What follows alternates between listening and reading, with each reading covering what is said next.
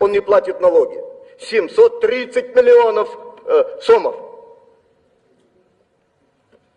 А его рейдерские движения, я просто о его деяниях не хочу вот те минуты, которые вы мне выделили, терять. Здесь и рейдерство, здесь и избиение, здесь увечье. Ну, я не знаю, уважаемые депутаты, что должен совершить Бабанов, чтобы оценить его деятельность. Мне в беседе уважаемая Отумбаева говорит: Бабанов и депутат, как же его, ну, который меня все эти 12 дней, Исаев, честные люди. А я стал быть бесчестный человек. Мен суранам, депутаттардың атына атабай. А значит, депутаты 12 дней меня могли поливать, а я даже фамилию назвать не могу. Нет, бұл Ну, залда так болмайды. нельзя, Қуат так Қалбеков. нельзя вести себя, уважаемый спикер. Қуат Қалбекович, мен қайсы ғана депутат болбосын, ким болбосын, мен түзден-түз зашталғанға билдет. Уважаемый Исаев с этой трибуны много дней упражнялся над моей фамилией, так же?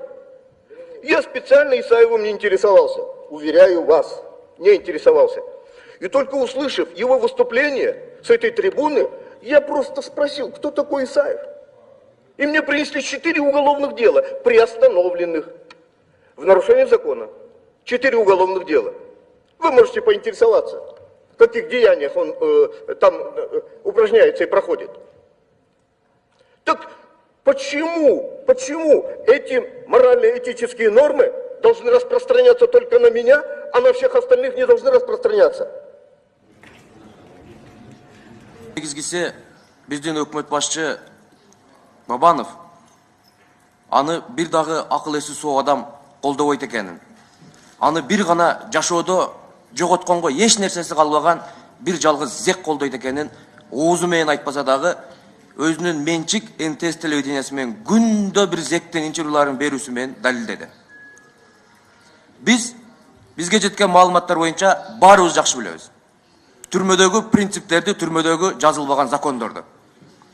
Уюшулган кылмыштуу топтордун ана башчыларынын көрсөтмөсү жок, тапшырмасы жок. Зектердин оңго солго башчысы дагы ал жерде тобокелге коюлган. Демек, зектин өкмөт башчыга болушуп атканы бул кыргыз саясатына, уюшулган кылмыштуу топтордун аракеттери аралашып жатканынан кабар берет. Бизге жеткен маалыматтар боюнча Бабанов Лондондо спортсмендер менен жолугушкан эмес деп атат. Спортсмендер бизге ийгилик каалап бизге келген жок деп атат. Анда эмнеге барды ал жака? Демек башка экен да. Лондонго барып келгенден кийин эле бир зектин көрсөтмөсү менен Максим Бакиевтердин, Жаныш Бакиевтердин бүт байлыктарын коргоого өттү өкмөт башчы. А балким ал Максим Бакиев менен жолугушкандыр ал жакта. Келгенден кийин эле, Лондондон келгенден кийин түрмөдөгү зектер өзүнүн начальнигин, ошол түрмөнүн смотрящийин оозуна илбей аркы берки сөздөрдү айтып жамандай баштады. Түрмөдө ошондой болушу мүмкүнбү? Бардыгыбыз билебиз андай болушу мүмкүн эмес экенин. Балким Көлбаев менен да жолугуштургандыр Лондондо. Бүгүн өлкөдө коопсуздук жаралып атат. Кыргыз саясатына биз күрөшүп жаткан кылмыштуу уюшулган топтор уже кадамын сала баштады. Биз ошондой кабар бар экенин бүгүн көрүп атабыз саясатта. Мына буга чейин бардык айткандары далилденип атат. Атталганы факт, алган болуп чыгып атат. Жада калса ушул аттын тарыхы боюнча Хункар Адалинин бир тууган агасы Сердар Адали Бешикташ Турциялык футболдук командасын Турциянын биринчилигинде жеңишке жеткизиш үчүн ушуга окшогон атты, Бабановго берген окшогон атты башка бир команданын тренерлерине, футболисттерине бөлүп берип, ошол өзүнө кошо 8 адам камалып кеткен. Демек булар туугандары менен, ат менен бардыгын сатып алат экен да. Мынакей, менин колумда бир кагаз турат. Бабанов айтып атат: "Апам мага 20 миллион берип койгон, ошонун эсебинен" деп акчасын көрсөтүп атпайбы? Бул жерде Бабанова Анипа 6 гектар жери бар экен. 2286 сом налог төгөт экен.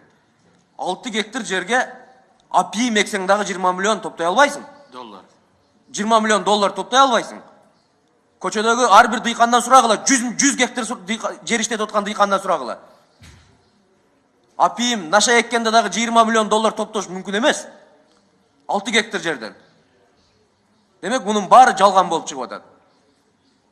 Ушундай учурда биз жалпы бүткүл кыргыз саясатчылары уюшулган кылмыштуу топко, коррупционерлерге ачык күрөш жарыялап атканда, биздин өкмөт башчы алар менен кызматташып аткандай түр көрсөтүп атат бизге. Демек, мындай өкмөт башчы мындан ары өкмөттү жетектей албайт. Моралдык укугу жок. Чоң рахмат.